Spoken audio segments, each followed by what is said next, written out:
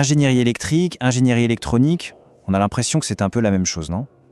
Et pourtant, ce sont deux mondes qui, bien que très proches, façonnent notre avenir de manière radicalement différente.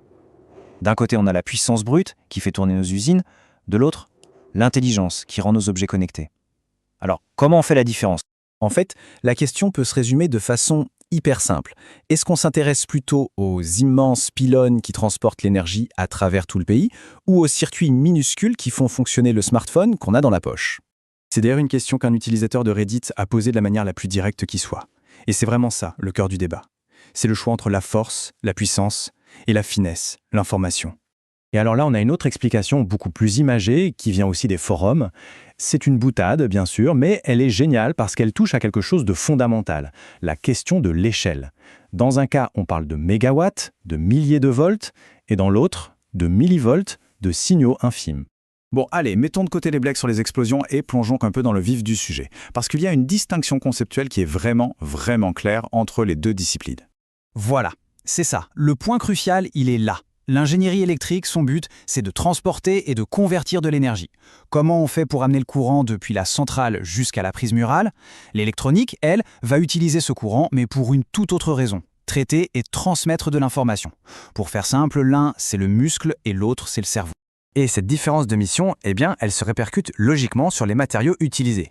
En électrique, on veut que le courant passe le plus facilement possible, donc on utilise des conducteurs parfaits, comme le cuivre.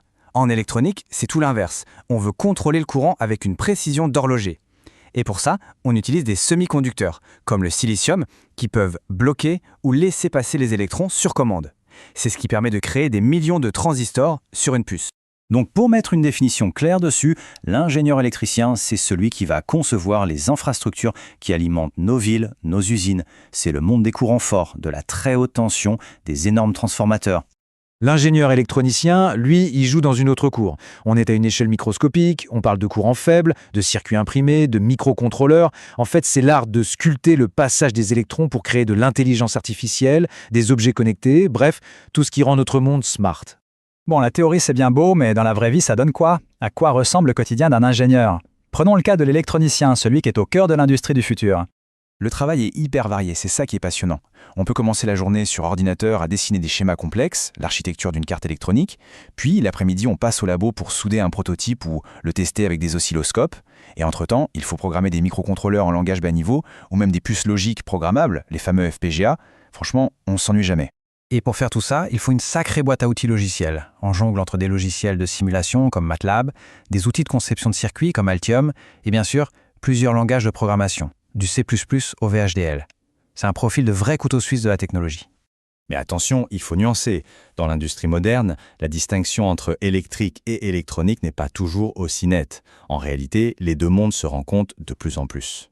L'électronique de puissance, c'est l'exemple parfait de ce mariage. L'idée, c'est d'utiliser l'intelligence des circuits électroniques pour piloter des courants très forts avec une grande précision. Pensez aux chargeurs de votre voiture électrique ou aux onduleurs qui transforment le courant continu des panneaux solaires en courant alternatif pour nos maisons.